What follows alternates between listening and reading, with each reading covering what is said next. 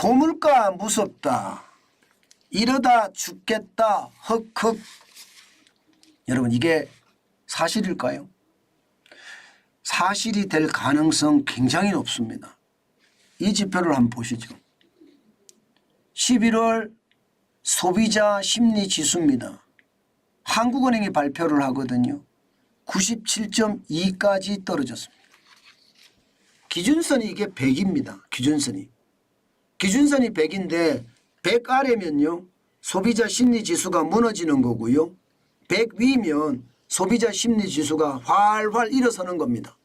그런데 109예요. 97이에요. 97.2예요. 그런데 이렇게 97.2까지 떨어지면요 소비자 심리 지수가 무너진다는 이야기거든요. 그것도 말입니다. 그동안 말입니다. 7월까지만 하더라도 103.2로 시장의 어떤 심리가 견인차 역할을 했습니다. 그러다가 9월에 99.7까지 떨어지더니요 10월에 98.1 그리고 급기야 11월에는 97.2까지 떨어졌습니다. 그러면 말입니다. 7월의 정점 103.2를 기록한 이후에 8월, 9월, 10월, 11월 넉 달 동안 벌써 소비자 심리 지수가 깨지고 있다는 이야기가 되는 건가요? 그만큼 말입니다. 소비자들의 심리가 무너졌다는 이야기예요. 물론 2020년 4월에 70.8보다는 높죠. 2022년 7월에 86보다도 높고요. 11월에 86.5보다도 높습니다. 연초에 90.7이었거든요. 그때보다는 높습니다. 그런데 문제는요. 심리라는 것은 언제든지 무너질 수 있다는 겁니다. 왜? 고물가가 워낙 심각하니까요. 실제로 말입니다. 대한민국의 소비자 물가 10월에 3.8이잖아요.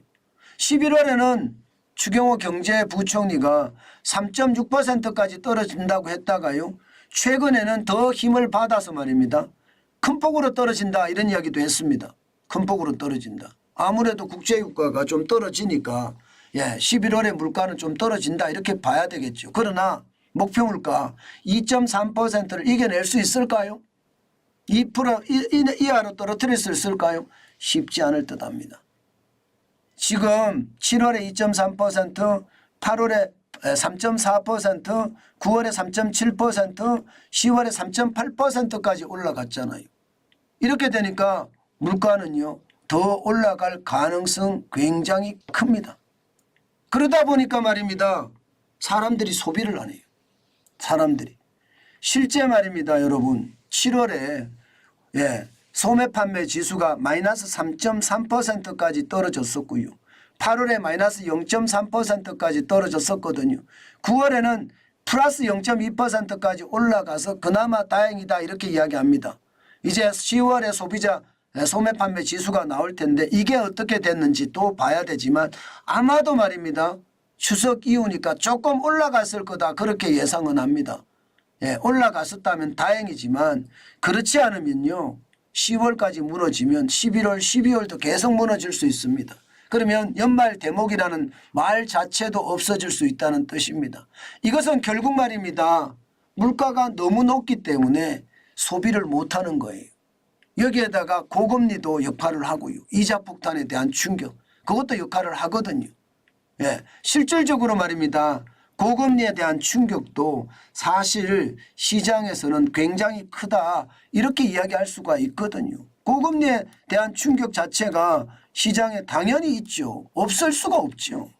그만큼 말입니다. 고물가와 고금리는 시장에 어떤 무서움을 가지고 온다 이렇게 얘기할 수가 있습니다. 그만큼 충격적이 될 수도 있다는 뜻입니다. 그래서 그인지 말입니다. 실제 여러분도 알다시피 자영업자들의 소득을 보면 계속 떨어지고 있는 것도 사실이잖아요. 뭐 2분기 들어서서 좀 나아진다고 이야기합니다. 그러나 자영업자 가게의 월평균 소득을 보면 1분기에 마이너스 3.2%까지 빠지면서 시장에는 암울한 전망까지 나오게 됐던 거거든요. 고물가에 이러다 죽겠지가 바로 이거예요. 소비를 안 하니까 그에 대한 충격이 커진다는 이야기거든요. 문제는 문제는 앞으로잖아요. 앞으로. 지금 말입니다. 어려운 것은 앞으로 경제가 좋아지면 더 나아질 수도 있습니다. 자영업자도 더 나아지고요. 소상공인도 더 나아지고요. 중소기업도 더 나아질 거니까요. 그런데 말입니다. 현실적으로는 그게 쉽지가 않아요. 고금리 상황이 앞으로도 지금 100이 기준인데요. 11월에 119를 나타냅니다. 금리 수준이 안 떨어집니다. 고금리로 계속 간다는 뜻이에요. 지난 6월에 105까지 떨어졌지만 여전히 105도 100 위고요. 그러면 고금리 수준이 계속 간다는 뜻입니다.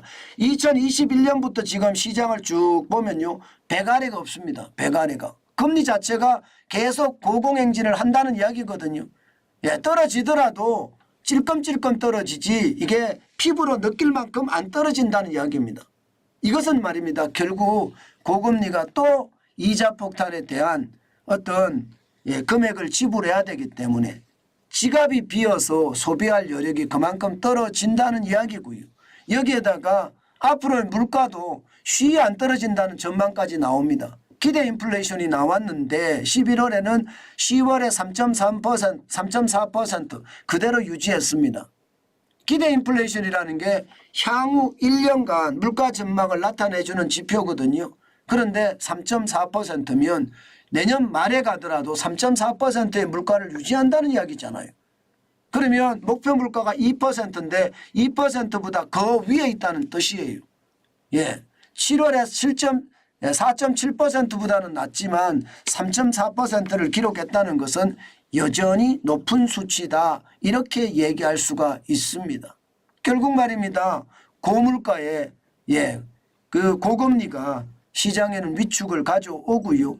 결국 그게 소매 판매에 영향을 미쳐서 시장 전체에는 충격을 줄 수 있다는 이야기를 다시 한번 하고 있는 거고요. 이렇게 됐을 때 과연 자영업자들이 또 바닥경제에 종사하는 중소기업이 살아날 수 있을 것인가. 여기에 대해서는 물음표가 많습니다. 그만큼 시장의 위협은 점점 커지고요.